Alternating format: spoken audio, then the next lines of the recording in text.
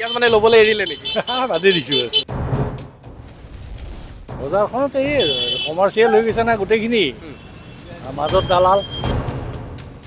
খাব লাগিছিল 1 কেজি, খাব 1 পোৱা হ'লেও খাব লাগিব আমি।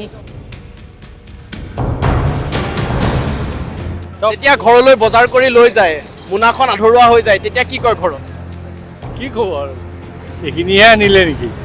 সীমিত অলপ হেৰি লৈ আহোঁ পইচা, কিন্তু সেইখিনি পইচাতে আমি ঘৰৰ পৰা যিমানখিনি বস্তু নিম বুলি ভাবি আহোঁ সিমানখিনি বস্তু আমি নাপাওঁ। নিশ্চয় চাওক, প্ৰতিখন বজাৰত যদি আমি মুহূৰ্তত কওঁ, প্ৰতিখন বজাৰত এতিয়া জুই লাগিছে, কাৰণ মূল্য বৃদ্ধিৰ যি ৰামটাঙোন, সেই ৰামটাঙোন এতিয়া প্ৰতিগৰাকী সৰ্বসাধাৰণ গ্ৰাহকৰ মূৰত পৰা দেখিবলৈ পোৱা গৈছে।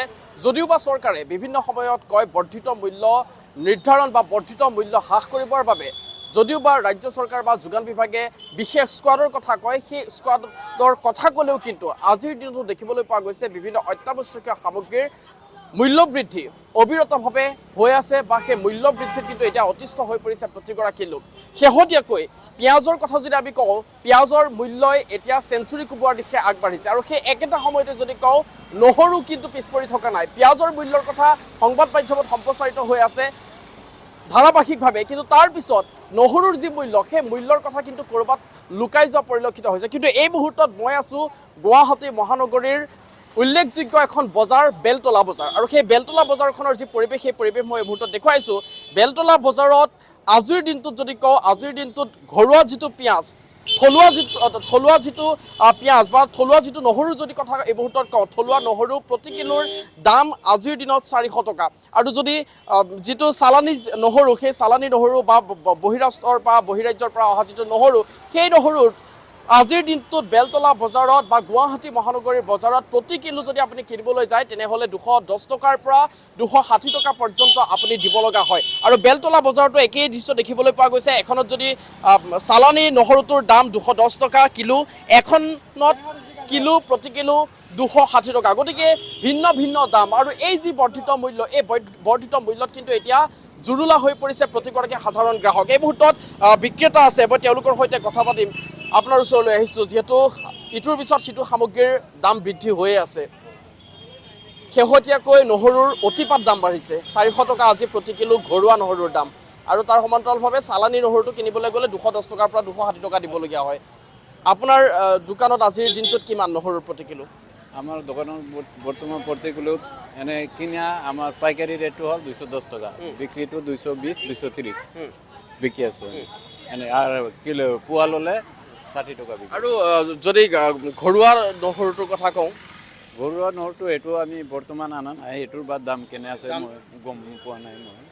তথাপিতো আনুমানিক কিমান মান চলি আছে? এইটো 300 মান চলিছে নেকি এনে পাইকাৰী ৰেটটো। পাইকাৰী, আৰু ইয়াত বজাৰলৈ লৈ অহাৰ পিছত 400 টকা হৈ যায়। 400 টকা হৈ যায়। নিশ্চয় এনেকৈ দেখিবলৈ পোৱা গৈছে, বিভিন্ন লোকসকল ওলাই আহিছে, সাধাৰণ গ্ৰাহকসকল ওলাই আহিছে, আৰু তেওঁলোকে হাতে হাতে মোনালৈ তেওঁলোকে বজাৰ কৰিছে। আন এগৰাকী ব্যক্তি আছে, দাদা অকণমান কথা পাতোঁ, ব্যস্ত আছে, আমনি দিছোঁ, বেয়া নাপাব। শেহতীয়াকৈ দেখিবলৈ পোৱা গৈছে অতিপাত দাম বৃদ্ধি হৈছে প্ৰতিটো শাক পাচলিৰ। এইটো এতিয়াৰ নহয়, নতুন কথা নহয়, কিন্তু শেহতীয়াকৈ পিঁয়াজৰ সমান্তৰালভাৱে, পিঁয়াজেতো চেঞ্চুৰী কোবাইছে, চেঞ্চুৰী কোবোৱাৰ দিশে গৈছে, কিন্তু তাৰ সমান্তৰালভাৱে নহৰু কিন্তু অতিপাত দাম বাঢ়িছে। ঘৰুৱা নহৰু কিনিবলৈ গ'লে প্ৰতি কিলো আজি 400 টকা। কি ক'ব? নহৰু বিশেষকৈ ইয়াত উৎপাদনটো ইমানেই কম হৈছে, আৰু যিমানবিলাক ওলাই আছে চবতো মানে মেনিয়ৰ সাৰ দিয়াই মেক্সিমাম, আৰু আজিৰ ডেটত চাইনাৰ পৰা মঙাই আনিবলগীয়া হৈছে বস্তুবিলাক, নহৰু বিশেষকৈ। এতিয়া ঘৰুৱা যদি সামগ্ৰীৰ উৎপাদনটো যদি বৃদ্ধি থাকিলে হয়, তেতিয়াহ'লে নিশ্চয় চাহিদাটো আমাৰ পূৰণ হ'ল হয়। এতিয়া যিহেতু ইয়াত উৎপাদন কম, সেইকাৰণে বাহিৰৰ পৰা বস্তু আনিবলগীয়া হৈছে, সেয়াই।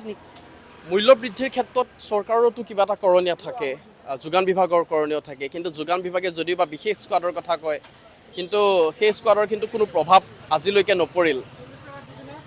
চৰকাৰী কাম কাজৰ মেৰপেচ বহুত, এতিয়া আমি সাধাৰণ জনতাই সেইবিলাক ভোগ কৰিবলগীয়া হয়, কাৰণ যিসকল এই কাৰ্যৰ লগত জড়িত, সেইসকলে যদি প্ৰকৃততে মানে আমাৰ হৈ পেলাই কামবিলাক কৰে, তেতিয়াহ'লে দেশখনৰ উন্নতি নিশ্চয় হ'ব। আৰু আমি আশা ৰাখোঁ সদায় যে এটা ভাল হওক, সমাজৰ কাৰণে ভাল এটা আহক। মূল্যবৃদ্ধিটো হ'বই, কাৰণ দেশত যিহেতু জনসাধাৰণ ইমানেই পপুলেশ্যন বৃদ্ধি হৈছে, এই পপুলেশ্যনৰ লগত সমান্তৰালভাৱে উৎপাদনটো বৃদ্ধি তেনেকুৱা নহয়। সেইকাৰণে মানে সেইটো মানে এজ এ মাল্টিচিয়ান থিয়ৰী হিচাপত সেইটো মানে তেনেকুৱা হ'বই, উপায়টো নাই এতিয়া। কিন্তু সেই বুলি মানে এনেকুৱাও হ'ব নালাগে যে একেবাৰে যিসকল, কাৰণ মানুহৰ যিমানখিনি মানে আৰ্জন, যিখিনি মানে ইনকম চ'ৰ্চটো তেনেকৈ ধৰণেতো বৃদ্ধি হোৱা নাই ন। মানে এক কথাত ক'বলৈ গ'লে নিয়ন্ত্ৰণৰ বাহিৰত হ'ব নালাগে।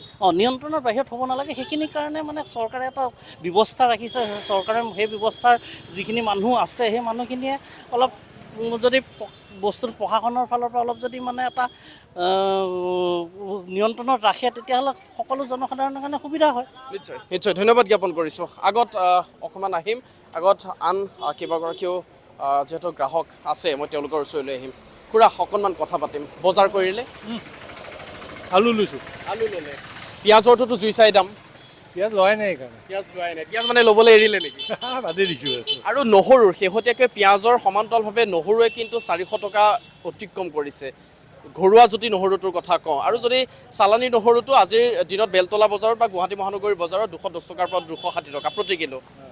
কি হৈছে মানে বজাৰখনত? বজাৰখনত এই কমাৰ্চিয়েল হৈ গৈছে না গোটেইখিনি, মাজত দালাল। মধ্যভোগীৰ কাৰণে এইটো হৈছে। চব যেতিয়া ঘৰলৈ বজাৰ কৰি লৈ যায়, মোনাখন আধৰুৱা হৈ যায়, তেতিয়া কি কয় ঘৰত? কি ক'ব আৰু, এইখিনিহে আনিলে নেকি? প্ৰশ্ন সেইটোৱেই, এইখিনিহে আনিলে নেকি সেই বুলি প্ৰশ্ন কৰে। আৰু এয়া হৈছে প্ৰতিখন সাধাৰণ বা প্ৰতিখন মধ্যবিত্ত ঘৰৰে অৱস্থা। আজিৰ দিনটোত প্ৰতিখন মধ্যবিত্তৰ ঘৰতে এনেদৰে এক পৰিৱেশ এতিয়া দেখিবলৈ পোৱা গৈছে। আন গ্ৰাহকসকল আছে। দাদা অকণমান ব্যস্ত আছে, তাৰপিছতো অকণমান কথা পাতিম। শেহতীয়াকৈ দেখিবলৈ পোৱা গৈছে জুই চাই দাম বজাৰত। পিঁয়াজৰ মূল্য এতিয়া 100 টকাৰ ঘৰত গৈ আছে ওচৰা ওচৰি। শেহতীয়াকৈ নহৰুৱে কিন্তু অধিক মূল্য নহৰুৰ বৃদ্ধি পাইছে। ঘৰুৱা নহৰুৰ আজিৰ দিনটোত 400 টকা কিলো, আৰু চালানী নহৰুটো 260 টকা পৰ্যন্ত পাইছেগৈ। কেনেকুৱা অসুবিধা হৈছে আপোনালোকৰ? যথেষ্ট অসুবিধা হৈছে, কাৰণ আপোনাৰ বোলো বজাৰলৈ আহিলে আমি সীমিত অলপ লৈ আহোঁ পইচা, কিন্তু সেইখিনি পইচাতে আমি ঘৰৰ পৰা যিমানখিনি বস্তু নিম বুলি ভাবি আহোঁ, সিমানখিনি বস্তু আমি নাপাওঁ। তাৰ বিনিময়ত আমি এই বস্তু কৰিব লগা হয়, কমাবলগীয়া হয়।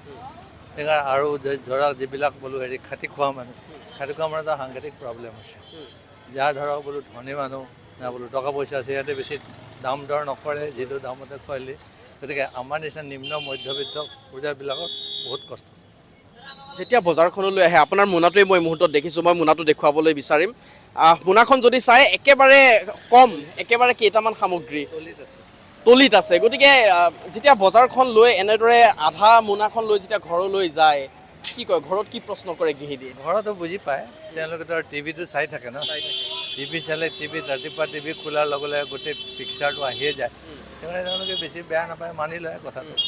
সেইটোৱে ছেক্ৰিফাইচ কৰিব লগা হৈছে। ছেক্ৰিফাইচো কৰে, ফেমিলি ধৰক কৰে ছেক্ৰিফাইচ, নহ'লে সিহঁতে গম পাইছে ইনকাম চ'ৰ্চ যাৰ সিমানখিনিয়ে খৰচ কৰিব, তাতকৈ আৰু এক্সেছ খৰচ কৰিব নোৱাৰে। এই যে মূল্য বৃদ্ধি হৈছে, পিঁয়াজেই হওক নহৰুৱেই হওক, এই বৰ্ধিত মূল্য ৰোধৰ ক্ষেত্ৰত কিন্তু চৰকাৰৰ কিবা এটা নহয় কৰণীয় আছে।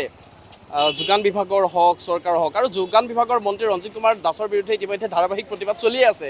আছু গোটেই হওক, বিভিন্ন দল সংগঠনে প্ৰতিবাদ কৰি আছে। তাৰপিছতো কিন্তু মূল্য বৃদ্ধি ৰোধৰ ক্ষেত্ৰত কোনো ধৰণৰ গুৰুত্ব পদক্ষেপ দেখিবলৈ পোৱা নাই।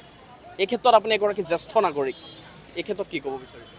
এই ক্ষেত্ৰত আমাৰতো একচুৱেলি ক'বলৈ হাত নাই, কাৰণ তেওঁলোকে কেনেধৰণে মেনেজ কৰি আছে বস্তুবোৰ তেওঁলোকে জানিব। প্ৰতিবাদ কৰাটো অধিকাৰ চবৰে আছে, চবৰে যিহেতু প্ৰব্লেম হৈছে, চবৰে সমস্যা হৈছে, গতিকে প্ৰতিবাদ কৰিব। চৰকাৰে অকণমান চকু কাণ দিয়া উচিত। তাত চকু কাণ দিলে বোলো সাধাৰণ ৰাইজৰ কাৰণে বহুত ভাল হ'ব, সেইটোকে ভাবোঁ। ধন্যবাদ জ্ঞাপন কৰিছোঁ। আৰু আমি সেই পৰিৱেশেই দেখুৱাই আছোঁ। এই মুহূৰ্তত বেলতলা বজাৰৰ পৰিৱেশ দেখুৱাই আছোঁ। কিন্তু বেলতলা বজাৰৰ সমান্তৰালভাৱে যদি আজিৰ দিনটোত আমি কওঁ, বেলতলা বজাৰ বুলিয়েই নহয়, সমগ্ৰ গুৱাহাটী মহানগৰীৰ বজাৰত এতিয়া নহৰুৰ যি মূল্য, নহৰুৰ আকাশলংঘী মূল্যই এতিয়া কিন্তু প্ৰতিগৰাকী লোককে জুৰুলা কৰা পৰিলক্ষিত হৈছে পিঁয়াজৰ মূল্যই কন্দুৱাইছে প্ৰতিগৰাকী গ্ৰাহকক আৰু তাৰ সমান্তৰালভাৱে নহৰুৰ মূল্য বৰ্ধিত নহৰুৰ মূল্যই এতিয়া প্ৰতিগৰাকী সাধাৰণ গ্ৰাহক নিম্ন মধ্যবিত্ত প্ৰতিগৰাকী গ্ৰাহকক এতিয়া জুৰুলা কৰা পৰিলক্ষিত হৈছে আৰু সেই দৃশ্য গুৱাহাটী মহানগৰীত বুলি নহয় ৰাজ্যৰ প্ৰতিখন বজাৰতলৈ যদি আপুনি চাই প্ৰতিখন বজাৰলৈ যদি আপুনি যায় সেই দৃশ্য গুৱাহাটী মহানগৰীৰ দৃশ্য কিন্তু প্ৰতিখন বজাৰতে আপুনি দেখিবলৈ পাব গতিকে আমি অলপমান এগৰাকী বাইদেউ আছে বাইদেউ অকণমান ক'ৰ পৰা আহিছে আপুনি এয়া ভেটাপাৰাৰ পৰা ভেটাপাৰাৰ পৰা আহিছে বজাৰ কৰিবলৈ আহিলে ঠিকেই আছে বৰ্ধিত যি মূল্য পিঁয়াজৰ মূল্য এতিয়া 80 টকা অতিক্ৰম কৰিছে নহৰুৰ মূল্য আজি 400 টকা কিলো পাইছেগৈ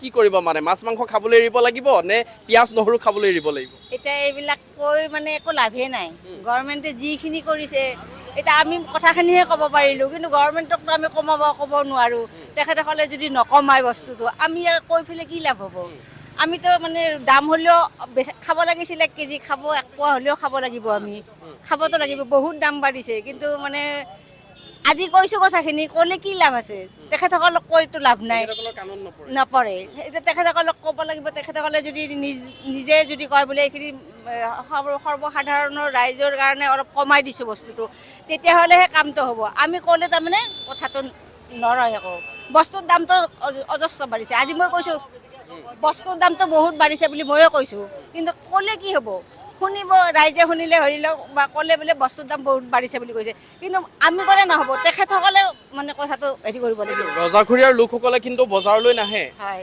তেওঁলোকে কিন্তু নিজে বজাৰ কৰিবলৈ নাহে তেখেতসকলৰ মানুহ আছে মানুহ বজাৰ কৰিব এতিয়া আমি তেখেতসকলৰ দৰে হ'বও নোৱাৰোঁ আমি এতিয়া সৰ্বসাধাৰণ মানুহ আমি কৰিবই লাগিব ক'বই লাগিব সেইখিনি কথা এতিয়া তেখেতসকলৰ লগত আমি ফেৰ মাৰিলে নিমিলিব তেখেতসকলে যি কয় আমি সৰ্বসাধাৰণে শুনবই লাগিব দাম বঢ়াইছে আমি ল'বই লাগিব বা খাবই লাগিব নহ'লেতো আমি নাখালেতো নহ'ব এটা ক'লোৱে দেখোন 1 কেজি ল'ব লাগিছিল 1 পোৱা হ'লেওতো খাব লাগিব বাইদেউ আৰু এটা কথা সুধিম আপোনাৰ হাতত যিহেতু সৰু সৰু মোনাহে দেখিছোঁ এতিয়া কিন্তু ভেটাপাৰাৰ পৰা আপুনি ইয়ালৈ আহিলে কষ্টও হৈছে ট্ৰেফিক জাম গৰম তাৰ মাজত আপোনাৰ পৰা মই জানিম যেতিয়া আপুনি বজাৰ ঘৰলৈ লৈ যায় বা আপোনাৰ স্বামীয়ে যেতিয়া ঘৰখনলৈ বজাৰ লৈ যায় তেতিয়া যদি বজাৰৰ সংখ্যাটো অকণমান যদি পূৰ্বতকৈ নিশ্চিতভাৱে কম হৈছে এতিয়া চেক্ৰিফাইচ কৰাৰ কথা ইতিমধ্যে আপুনি কৈছে গতিকে যেতিয়া কম হয় পৰিমাণ আগৰ পৰিমাণতকৈ বহুত কম যেতিয়া হয় কেনেকুৱা লাগে যেতিয়া ঘৰখনত ৰান্ধনি ঘৰটোত যেতিয়া সোমায় পাকঘৰটোত যেতিয়া সোমায় তেতিয়া কি কেনেকুৱা অনুভৱ হয় এগৰাকী গৃহিণী হিচাপে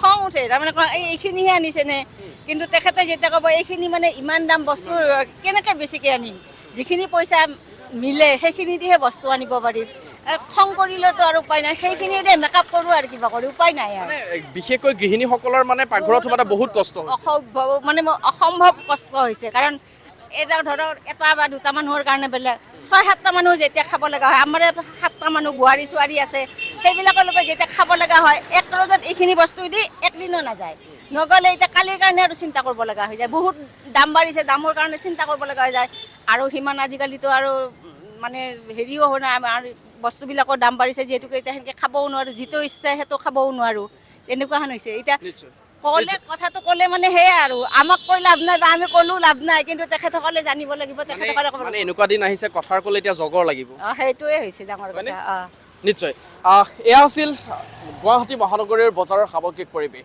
নিউজ 18 অসম নৰ্থ ইষ্টৰ দৰ্শকসকলক এই মুহূৰ্তত আমি গুৱাহাটী মহানগৰীৰ বেলতলা বজাৰৰ পৰিৱেশ দেখুৱালোঁ গ্ৰাহকসকলৰ মন্তব্য এই মুহূৰ্তত ল'বলৈ ল'লোঁ আৰু প্ৰতিগৰাকী গ্ৰাহকে এটাই কথা কয় যে চৰকাৰে পদক্ষেপ এটা ল'ব লাগে চৰকাৰে গুৰুত্বপূৰ্ণ এটা পদক্ষেপ বৰ্ধিত মূল্য ৰোধ কৰাৰ ক্ষেত্ৰত গুৰুত্বপূৰ্ণ পদক্ষেপ ল'ব লাগে কেৱল কথাৰ মাজেৰে নহয় হাতে কামে কৰি দেখাব লাগে আৰু বৰ্ধিত মূল্যৰ এই যিখন বজাৰ এই বজাৰখন ক'ৰবাত নহয় ক'ৰবাত নিয়ন্ত্ৰণহীন হৈ পৰিছে গতিকে এই নিয়ন্ত্ৰণহীন হৈ পৰা বজাৰখনক নিয়ন্ত্ৰণ কৰিব লাগে এক প্ৰকাৰ নাকি লগাব লাগে কিন্তু গুৰুত্ব নাই যোগান বিভাগৰ গুৰুত্ব নাই চৰকাৰৰ যাৰ ফলত এতিয়া বৰ্ধিত মূল্যই প্ৰতিগৰাকী সাধাৰণ গ্ৰাহকক জুৰুলা কৰিছে সেই গ্ৰাহক আপুনি হওক বা মই নহওঁ কিয় আপুনি বিচৰা বাতৰি পাব কেৱল নিউজ 18 এপত নিউজ 18 এপ ডাউনলোড কৰিবলৈ স্ক্যান কৰক এই QR কোড গুগল প্লে ষ্টৰতো পাব এই নিউজ 18 এপ